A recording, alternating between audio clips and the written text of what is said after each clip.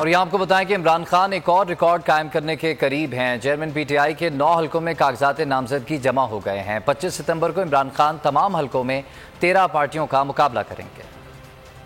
13 पार्टियां, 9 उम्मीदवार। दूसरी तरफ अकेले इमरान खान। 9 हलकों में ज़िमनी इंतखाबात के लिए इमरान खान के कागजात नामजदगी जमा हो गए। इमरान खान बैक वक्त कराची, पेशावर, मर्दान, चारसद्दा, कुर्रम, फैसलाबाद, ननकाना साहब से इंतखाबात लड़ेंगे। कोरंग उम्मीदवारों के कागजात नामजदगी भी जमा हो गए। अगर कहीं कोई एतराज न उठा तो इमरान खान 9 हलकों से बैक वक्त इलेक्शन लड़ने वाले पहले पाकिस्तानी होंगे। इलेक्शन कमीशन शेड्यूल के मुताबिक 9 हलकों में ज़िमनी इंतखाबात 25 सितंबर को होंगे। और यहाँ आपको बताएं कि इमरान खान एक और रिकॉर्ड कायम करने के करीब हैं। चेयरमैन पीटीआई के 9 हलकों में कागजात नामजदगी जमा हो गए हैं। 25 सितंबर को इमरान खान तमाम हलकों में 13 पार्टियों का मुकाबला करेंगे।